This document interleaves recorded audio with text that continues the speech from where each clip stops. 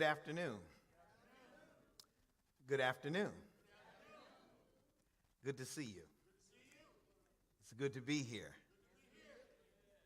It's been a few weeks since we've been, matter of fact, we haven't been together since last year. But it's a new year. It's a new year, it's a new day. And we are so grateful for what the Lord has given us.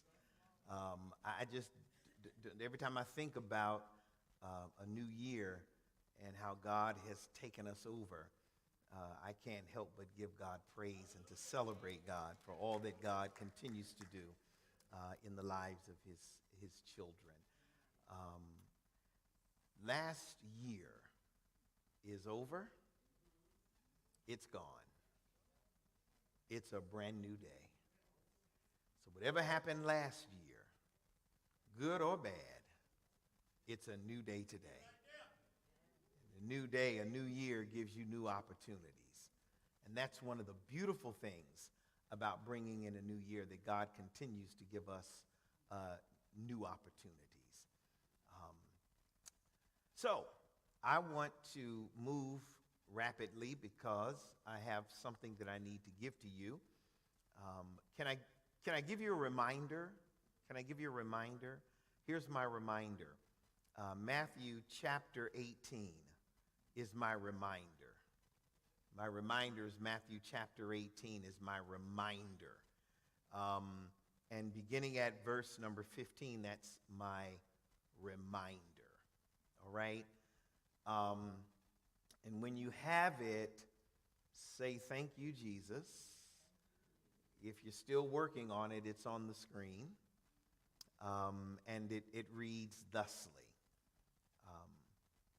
From the New Living Translation, it says, "If another believer slaps you upside the head,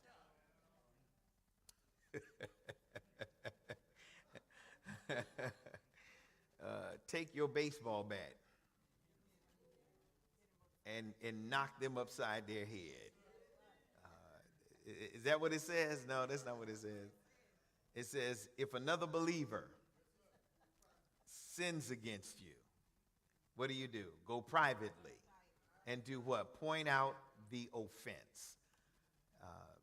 If the other person listens and confesses it, you have won that person back. But if you are unsuccessful, take one or two other persons, preferably your road dogs. No? Okay. Take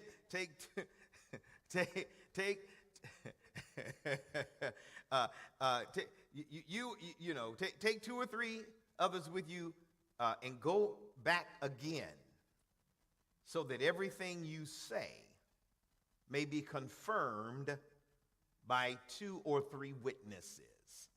How many of you know that you need witnesses? If the person still refuses to listen, they refuse to listen, then you do what? Take your case to the IRS. Take it to the church, right?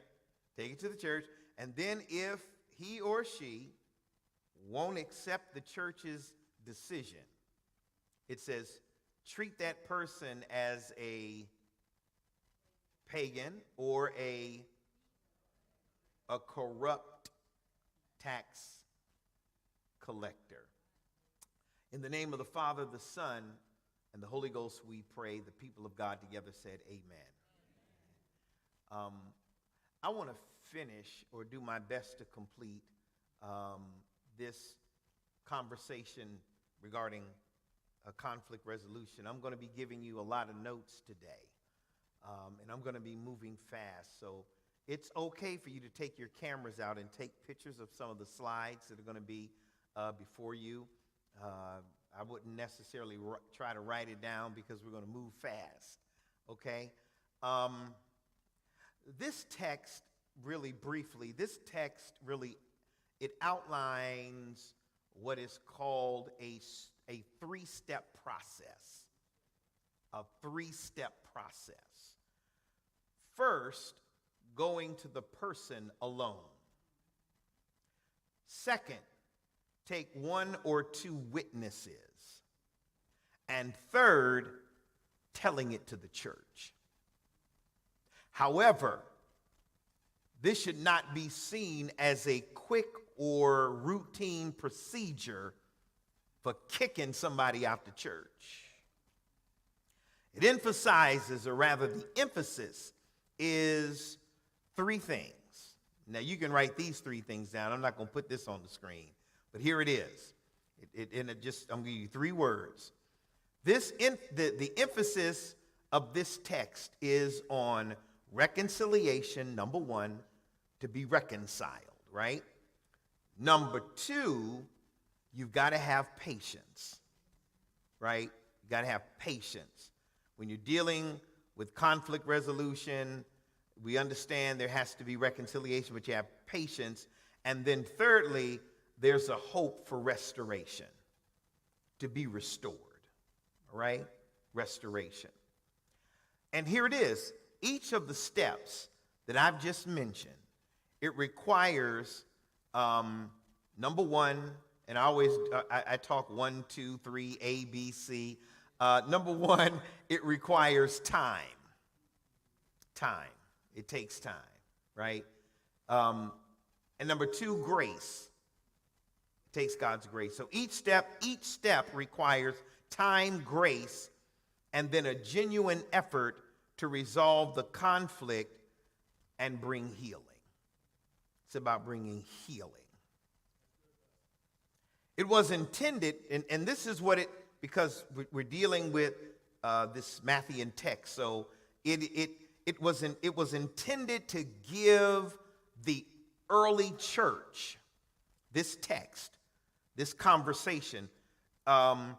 It was given to the early church for guidance about how to deal with conflict and broken relationships. It's given to the church for that, specifically for that reason. Jesus instructed his people to guard, and this is what he wants them to do, self-discipline themselves. That's what he wants them to do. You got to learn how to do this yourself. You got to learn how to work on this yourself. And so the first step toward reconciliation, the first step, it involves listening.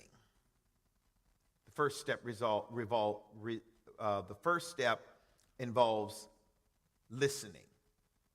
Sometimes what we hear is not actually what was said. A good example, look at your neighbor and say, gossip is gossip. Gossip, that's a good example. Because you might hear some good juice. And as it starts to spread around, the juice gets even better. It started out with something real small. But after we added on to it, or others have added on to it, then it becomes something, look at your neighbor, say juicy, something juicy. Yeah. Several different stories or rumors often result from one story or incident. So, that being said, true listening means going to the other person. True listening. We are to take the first step. We are required to take the first step as it relates to reconciliation. Now, I wanted to kind of open up with that because I want to get us to the place where I believe we left off. And I've added, of course, by way of text message from the Holy Spirit, I've added, Reverend Anderson, a few more things here. So, again, what is conflict resolution? Let's take a look. What is conflict resolution? It's on the screen.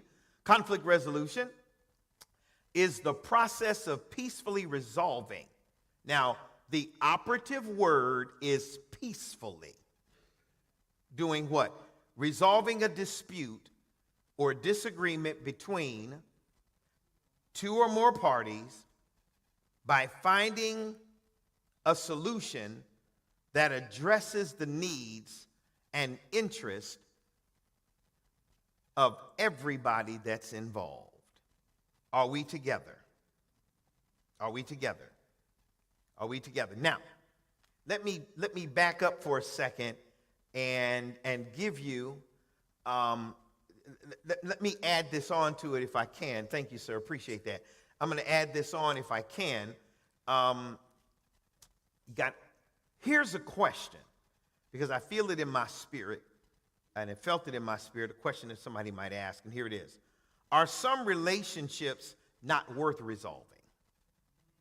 Is a question. Is a question. Are some relationships not worth resolving? I need you to tell me the answer to that. I was waiting for everybody to say yay or nay out loud. Are there some relationships? Let me ask it this way. Is every relationship worth resolving? You say no. You say no. Well, so then the answer initially would have been yes, correct? Right? So, some relationships aren't worth resolving, especially when there is a one-sided effort, abuse, toxic patterns. Now, here's toxic patterns. Can I give you toxic patterns? Because you're not going to get it on the screen. Here's a toxic pattern. Name calling. Name calling. You know, some people, they name call. That's a form of abuse. You do know that, right? Calling you outside of your name, right? Contempt. But here's something else. A fundamental incompatibility or repeated betrayals or emotional disconnection or feeling constantly drained or a partner refuses to work on issues, right? Indicating a lack of commitment, at which point prioritizes your well-being, which becomes essential. Here it is. It's about recognizing when the negative outweighs the positive. Reminds me of the movie, I think the movie was entitled, Why Did I Get Married? Did y'all see that? First, Why Did I Get Married? And the person that Tyler Perry was married to, they had gotten into it, and she wrote down a list on one side, all the positives, and on the other side, there were the negatives. And at the end of the day, the positives outweighed the negative. And so they decided that they were going to stay together. So sometimes what has to happen, whether it's a marital relationship, a dating relationship, or friendships, you have to write out whether or not you believe it's worth it or not. You have to have the positives and the negatives. If the negatives outweigh the positives, Houston, we've got a problem. So it's recognizing when the negative outweighs the positive and effort isn't mutual, making it time to walk away rather than to continue in what is called, and this is a good one to write down, a damaging cycle. A damaging cycle. Sometimes things don't get better, things get worse. And things will continue to get worse. So that's really what I wanted to share with you very briefly before we started dealing with conflict resolution. So you've got conflict resolution, its definition. Second slide will be this, or I believe it's probably slide number 11, I believe.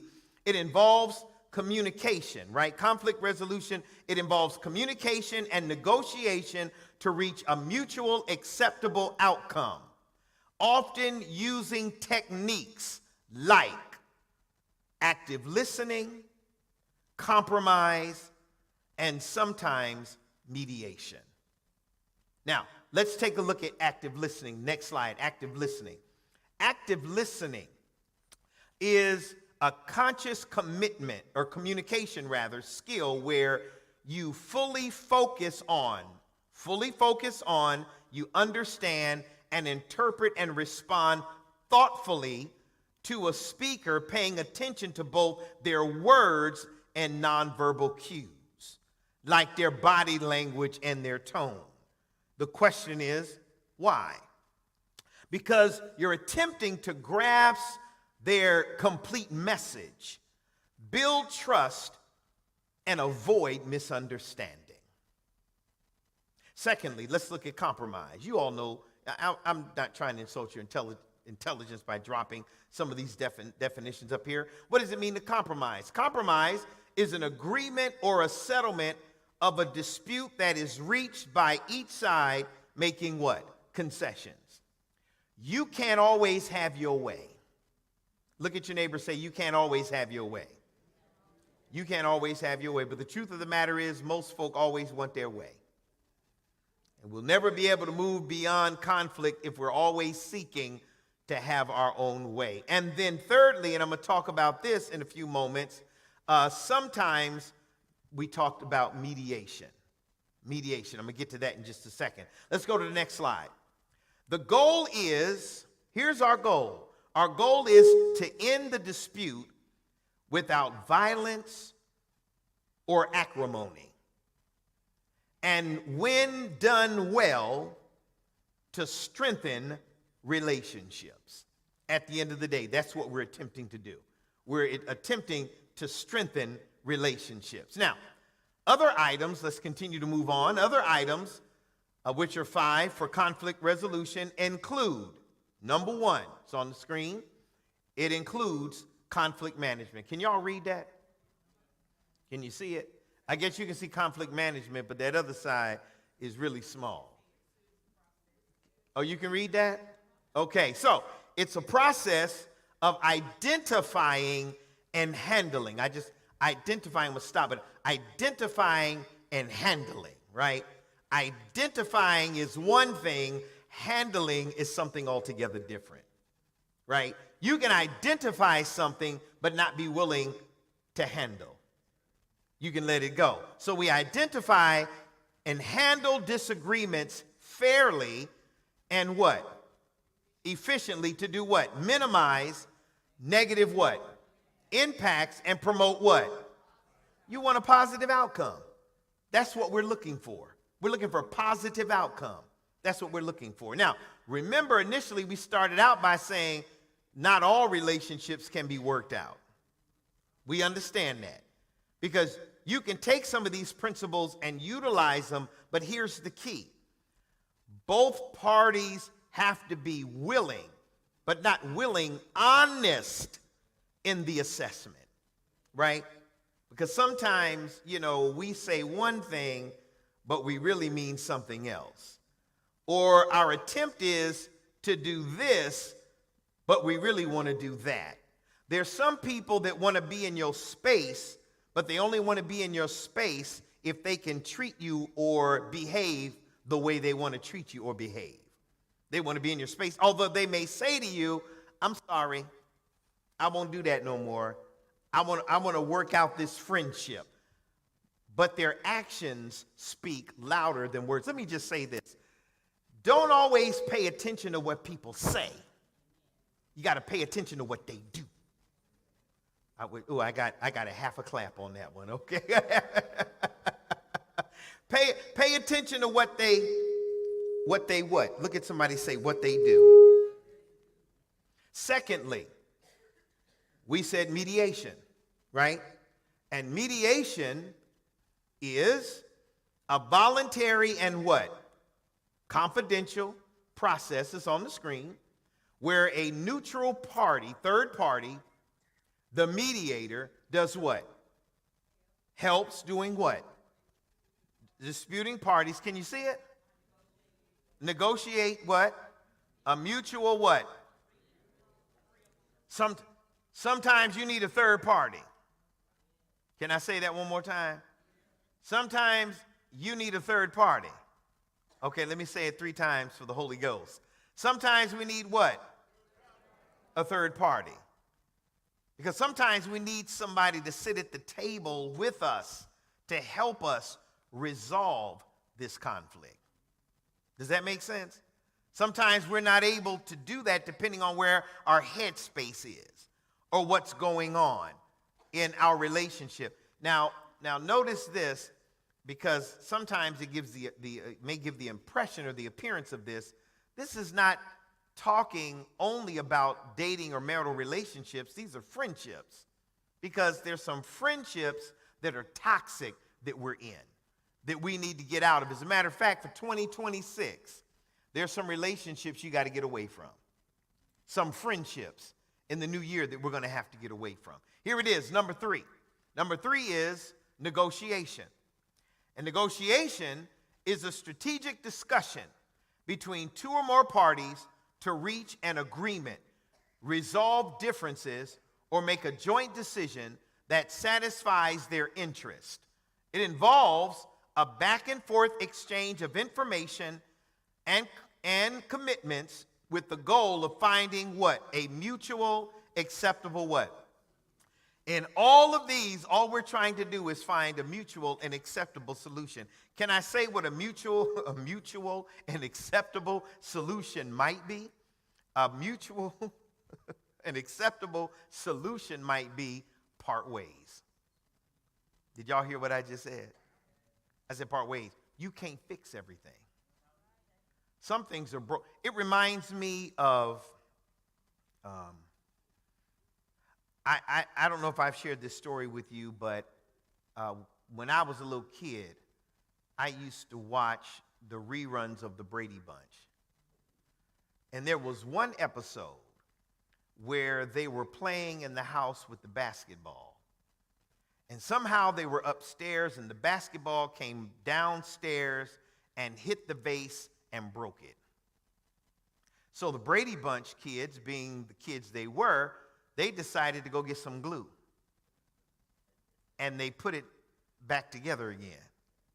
Somehow that vase, Sister Smith, it ended up on the table. And it ended up on the table with flowers and water. And as they were all sitting around the table, some of you, I don't know if you remember that episode, they were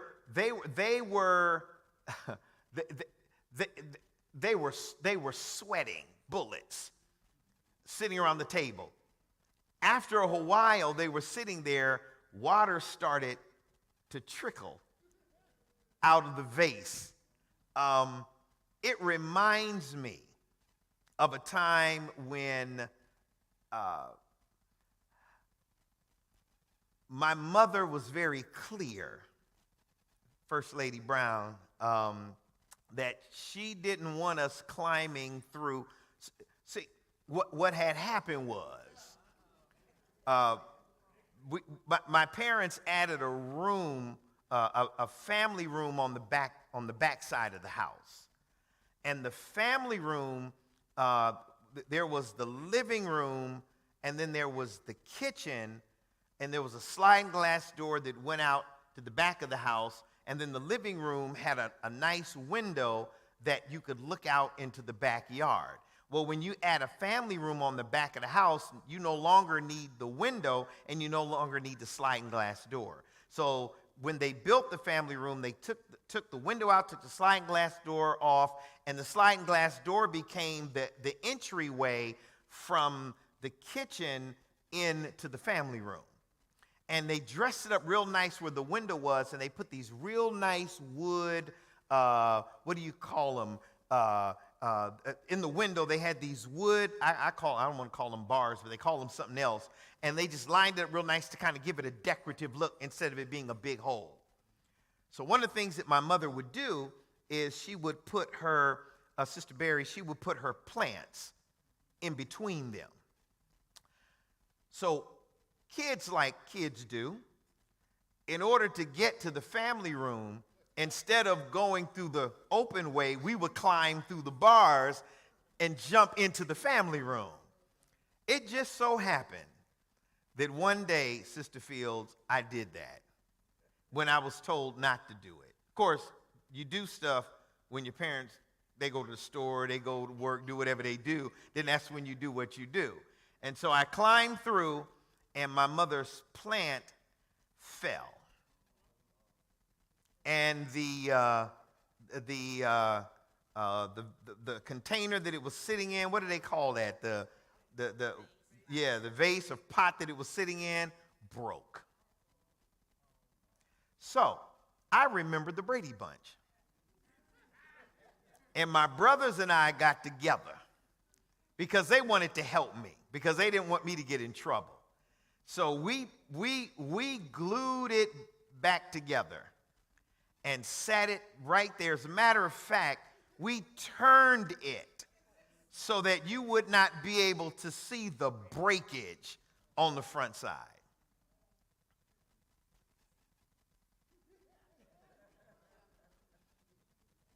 So I decided to go to bed early that night. Anybody ever go to bed early when you know you did something wrong, but I go to bed early so I don't get in trouble? I think what had happened was, Sister North, that my mother saw that it was broken, came into the room, and all I remember is, because I wasn't asleep, because you know how it is when you fake like you sleep, but you really not sleep, so you don't get in trouble. Anybody ever get a spanking out of the bed? That's what happened to me. I just want you to know. And so whenever my mother comes here, I need you to do me a favor. I need you to spank her for me. Will you do that? Because I got it real good. What's my point in all that? Here's my point. No matter how much we tried to put that thing back together, it just wouldn't work. It wouldn't work. It was, here's the term, it was beyond repair. There's some relationships and friendships that are what? Beyond repair. So don't try to fix something that's beyond repair, because what typically happens is we end up making it worse. Here's my thought on that. Reconciliation, resolution sometimes is to part ways. It's not coming together trying to make it work. Reconciliation is two people being big enough to say, this ain't going to work for us. Or at least one person saying, this is not going to work for me. And then move on. Look at somebody, tell them it's good to move on. It really is. Do you know, I told you I was going to try to get through all these slides today, but I keep getting text messages. Do you know that sometimes you'll never be able to get to the next relationship that God is trying to get you to, or friendship, if you're still hanging on to a toxic one? Did somebody hear what I just said? If you're hanging on to something that you need to get rid of, why would God send you somebody else into that relationship to help you develop and they themselves develop when you're still dealing with toxicity? It just ain't gonna work. That's like moving on, suggesting you're moving on into a new relationship, but you still going by to visit the other person. Or you're still calling them on the phone. Or you still got their pictures up in your house. Look at somebody, say it's time to move on in 2026. Tell them. Can I keep on going? Number 4, peace building. Peace building. Here it is. Peace building is the process of preventing and resolving conflicts by creating sustainable peace and addressing its root causes through nonviolent means. I think we can see that. We can see that. Peace building, right? Addressing root causes through nonviolent means. And then number 5, conflict prevention. Conflict prevention. Can y'all see that? Ooh. Conflict prevention is the proactive process of addressing disputes before they what? Escalate. What does escalate mean? Okay, y'all don't know what escalate means. Okay, let me try it again. It is the proactive process of addressing disputes, right? Addressing disputes before they what? What does it mean to escalate? Okay, I got you. Okay. Escalate into what? Can it escalate into violence? Through early what? Detection and what? So let's talk about these 6 key aspects of conflict resolution. They consist of, can you see them? I mean, don't fool me. Can you really see it? Okay, all right. Here we go. Number 1, get your cameras out. Focus on a what? Focus on what? A fighting outcome. A peaceful outcome, right? And that's the process that aims to end a conflict without resorting to violence, intimidation, or emotional harm. Number 2, mutual agreement. Mutual agreement. Mutual agreement. The ultimate goal is to do what?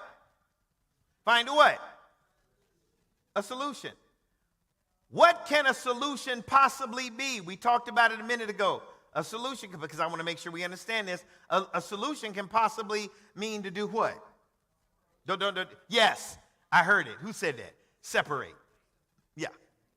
Possible. I got to say that because what's going to make you healthy and what's going to help you as you move into 2026 is to realize that there are some relationships you need to get away from.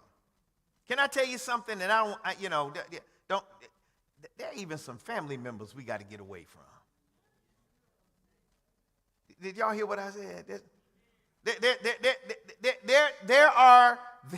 There are some people in our family that we can love from way over here. Did y'all hear what I said? I'm trying to help somebody. I felt it in my spirit. The Lord told me to say it again. There are some people in our family that we can help or love from 6 states away. Did y'all hear what I said? Hey, there's some people that are in your space. And they're in your space because they've been playing the space game with you a long time. And the space game is, the only person I have is you. I can't do this without you. I'm so grateful that I have you. And without you, I wouldn't be able to eat like I do every day. Without you, I wouldn't have a roof over my head. Without you, I wouldn't even have this car that I'm driving. Without you, I wouldn't have insurance. Did y'all hear what I just said? Look at somebody say, that's game playing. The game is to hit you in your emotional center so that you say to yourself after a while, or you start to agree with them after a while to say, you're right.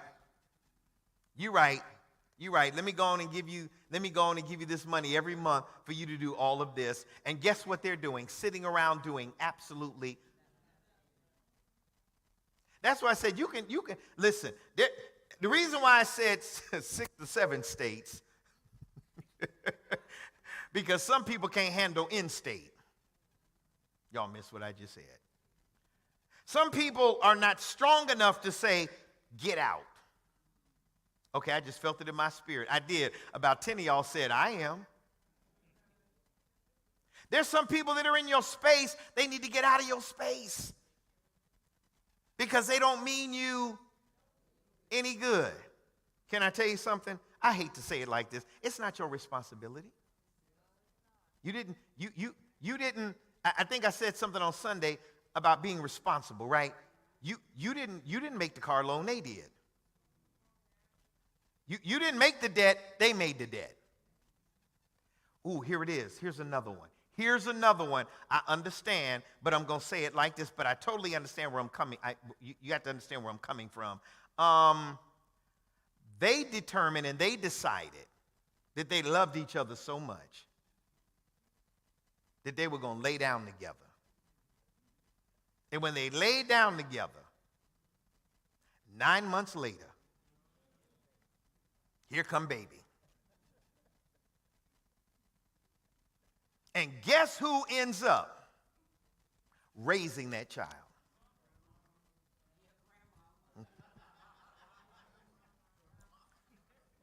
Grandmama, great-grandmama. Because it's hard to resist. You can't resist goo goo gaga gee gee gee gee. So they hook you. And so you end up taking money out of your retirement. I got about 10 people in here said, preach, pastor. I'm just trying to say. And you, listen, you were on your way to Cancun, Mexico. But now you can't go. Because now you've already raised yours. Now you got to raise theirs. I'm really trying to tell you something. There's some things you've got to say, ooh. Right, just say no. Now, I'm not saying you can't be a helpful grandparent or helpful grandparent. Do not take ownership. Because can I tell you something? If you do, they're going to let you. Y'all missed what I just said.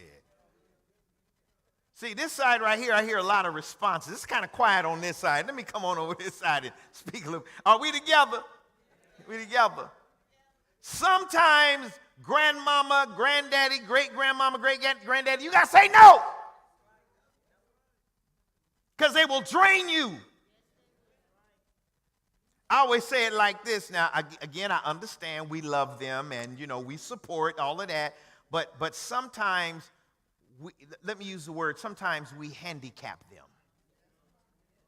Sometimes saying no helps them. And every time we say yes to them, it makes them worse. Do I have 5 people in here who can testify to what I'm saying right now? Anybody, you don't even have to tell me. You don't even have to tell me. Anybody ever done that, been there, done that, and you said, you know what, I ain't doing it no more? Are we together? I'm just trying to make sure. Let them be grown. They want to be grown. I tell them, if you're grown, get your own place.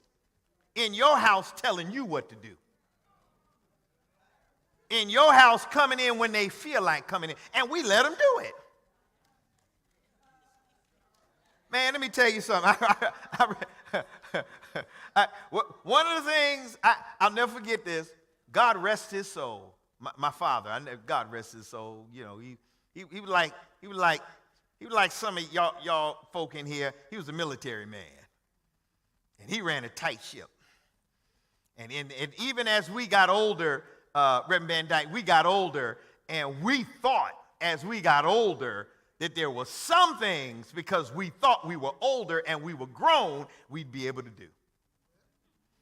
And one of the things we thought we'd be able to do is kind of come and move around in his house as we wanted to. Guess what? I'll never forget my father sitting me at a table one time. Man, I'm telling all my business. I don't tell all my business. I'm giving away my good Christian boy image. I remember my father sitting me down one time and telling me, these are the rules. Now, you got one or two choices. Either you follow the rules or there's the door. Man, I learned how to follow the rules real good. I learned how to be in when I was supposed to be in. Not that I wasn't out doing nothing. Okay, anyway, let me give I just remember. I remember. And so I learned, some of those behaviors or some of those, how my father was, and I always used to say, Brother Kelly, I ain't ever going to be like him. And the more I say that, the more I'm just like, I wish my children would say, okay, my wife's sitting there. See, she the one that's going to let them do whatever they want to do. But I'm the one that you ain't going to get away. I'm just trying to say. Sister Sawyer, thank you, Sister Sawyer. You agreed with me. It's all Sister Tillett. Okay, thank you. No, actually, she probably tough, just as tough as I am. Okay, here we go. Where did I leave off? Did we finish that? Did we finish mutual agreement? Okay, what are we on? Number 3, communication is what? I learned very quick from my father, communication is crucial. I learned very fast. Very, very fast. I just, as I sit here and think about all these stories that my father used to say even beforehand, I remember him saying, if you do, and if you do, and if you get, this what's going to happen. You on your own. You going to handle that. I mean, you understand what I'm saying? He was trying to teach us responsibility. And by God's grace, I'm so glad that he did. Communication. Effective conflict resolution relies on what? Fake communication. What's it say? Open and what? Honest what? Communication? And remember we talked about active listening a little earlier, so it includes active listening to do what? Understand different perspectives. I dare you, because you're scared to do it, I dare you to look at the person next to you and say, you don't know everything.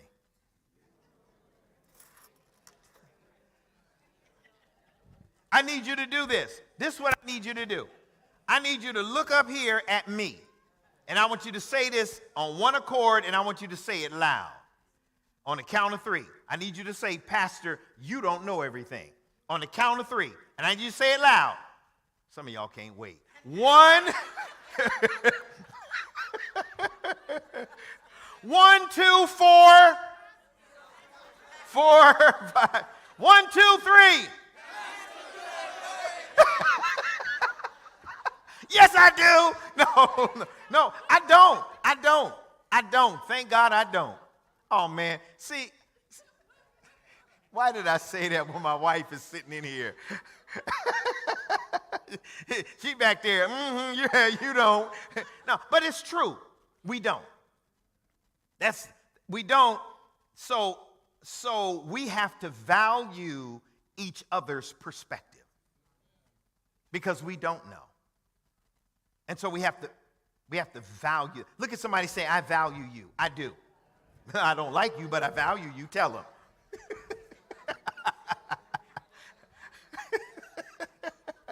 Yeah. Effective conflict resolution relies on open and honest communication, including active listening, to understand different perspectives. Number 4, root cause analyses. It involves identifying, I like this, the underlying issues, right? Because sometimes what you may be going at it about, it ain't really about that. It's really about something else. That's why one of the things I try to do in marriage counseling, and I do this so well as a professional married person, that I always tell folk, whatever it is that you need to deal with that issue. Don't bring other issues in. If you're having a discussion about why you didn't, let me use this for an example. Why you didn't? How come you didn't take the trash out? Is that one? Yeah, and we'll use that one. How come you didn't take the trash out? And then the other person says, well, how come you didn't make the bed up? You understand what I'm saying? It starts bouncing to other issues instead of dealing with the one issue. It reminds me of, and it's just so interesting to say it, and my wife and I, we like to watch Abby Phillips on CNN at night. I don't know if you've ever watched Abby Phillips. And Abby Phillips, she has different perspectives on there, conservative and liberal perspectives. And sometimes when they're talking about some of the things that that person who occupies the White House, you have conservative people on there, and they'll break out something that the person did that we all know was wrong, like January 6th. They always try to find a way to say, well, but Barack Obama. Man, Barack Obama was president 50 years ago.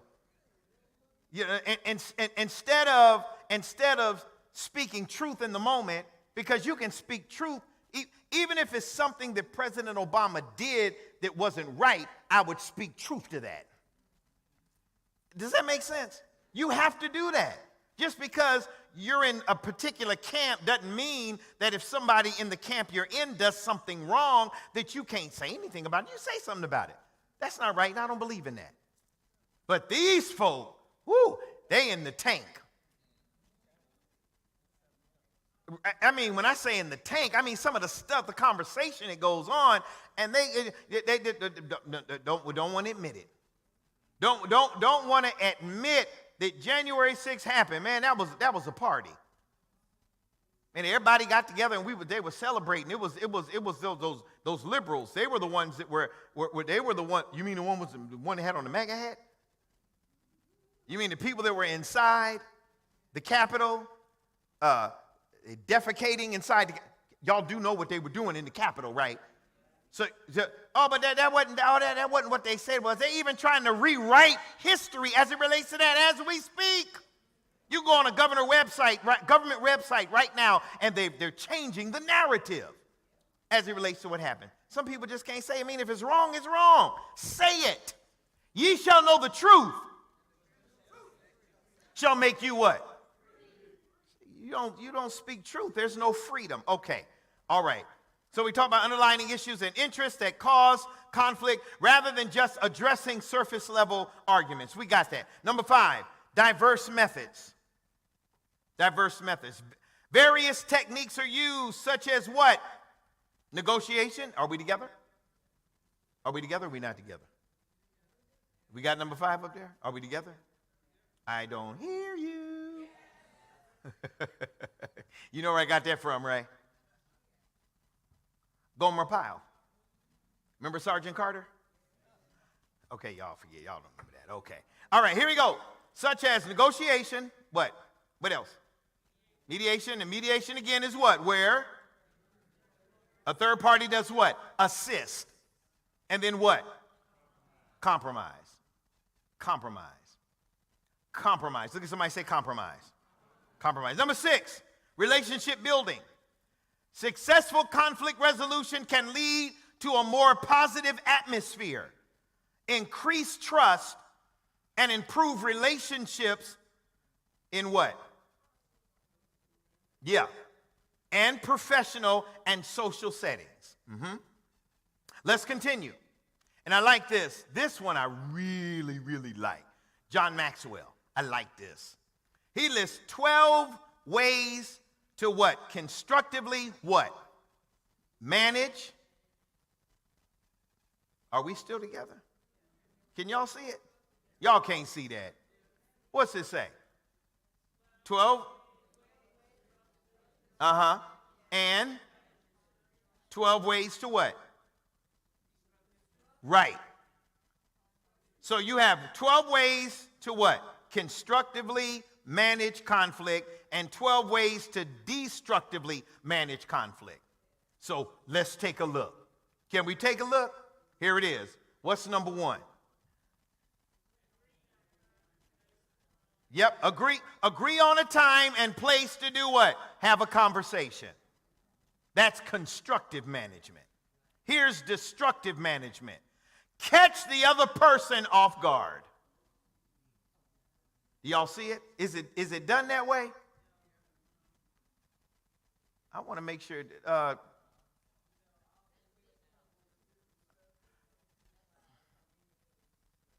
Okay, forget the slide. Watch me.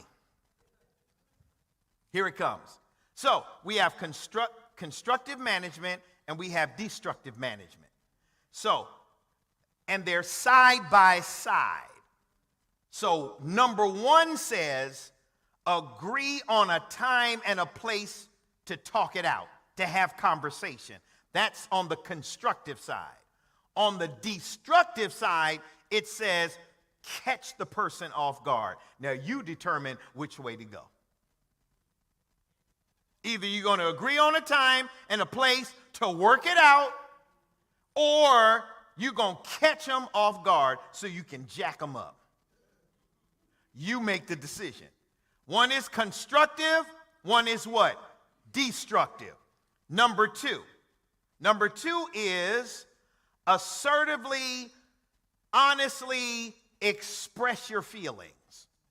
You have to be honest about your feelings. Assertively and honestly express your feelings. Now, that's on the constructive side. Now, here's the destructive side. Passively suppress your feelings. Right? Avoiding to or pushing down emotions, especially negative or painful ones, without consciously processing them. Which one you gonna do? You gonna be honest about expressing your feelings? Or are you gonna be quiet or passive and push it off to the side and just let things go the way they go? Yes. Yes. Right? You're having a conversation right in the middle of our live telecast. Everybody's watching live. They can't hear nothing you saying back there, but only because you look familiar, talk to me.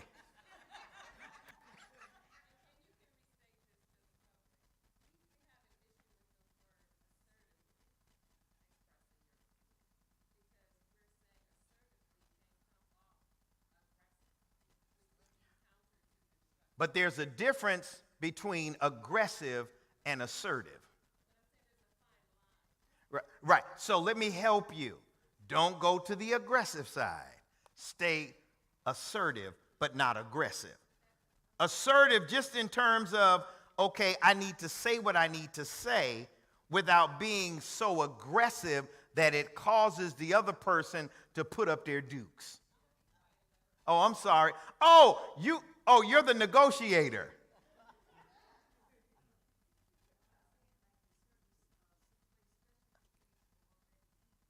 Can I come down?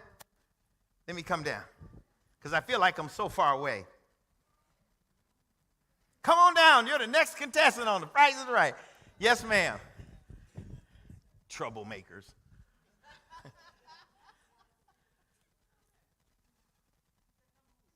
Oh, no, I'm not going back there. I'm staying right here. Right here. I ain't going back there. Because if I go back there, it's going to turn into aggressive. And I'm trying to be, help me out. I'm trying not to, I don't want to be aggressive. I'm going to be assertive, but I don't want to be aggressive. Because if I step back there, thank you for agreeing with me, Sister Smith. Somebody might get hurt. That what you said? Somebody might get hurt? No, I'm just kidding. Yes, ma'am. Go ahead.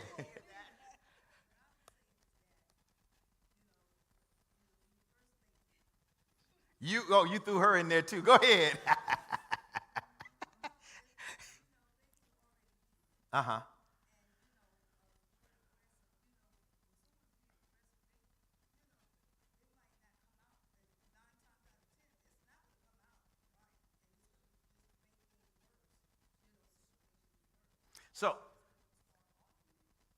So this is what I say.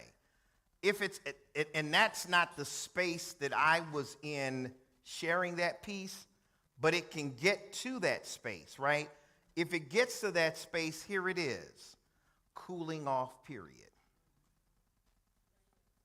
In other words, sometimes you got to go put the brake on and say we need to reconvene because where we're going is not a good place. Oh, you still want to work with this? Come on.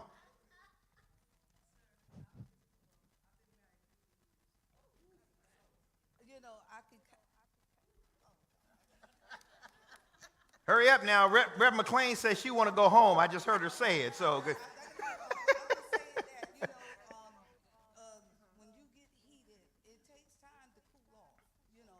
It does.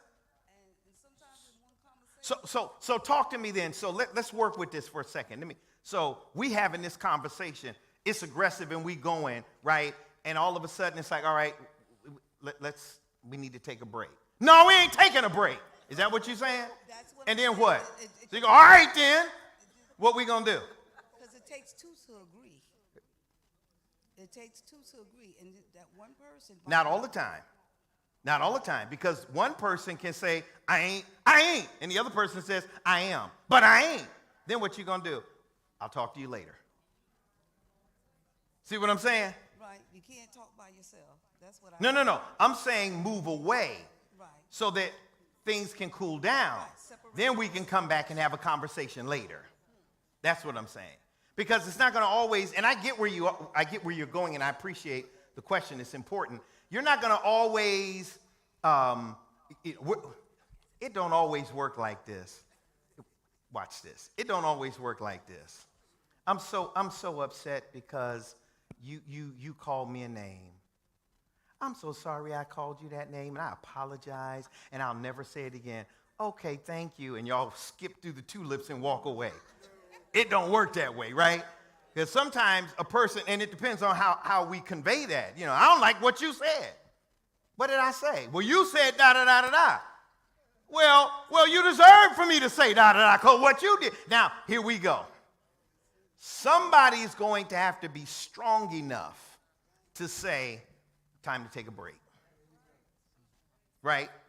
And when I say strong enough to take a break, that might be those of us who are sitting in this room who are well, maybe I better not say it that way, because sometimes believers are worse than non-believers. But those of us that are believers should, because really, here it is. Remember, the conversation started this way initially. All of this conversation that Matthew is having has to do with those who are believers. Right? Because remember, we identified, when we looked at all three stages, the first thing, you go to the person, have a conversation with them, it don't work. Then you go get some other 2 or 3 others and y'all have a conversation and that don't work. And then you go to the church. The reason why it's for non-believers, because a non-believer ain't coming to the church.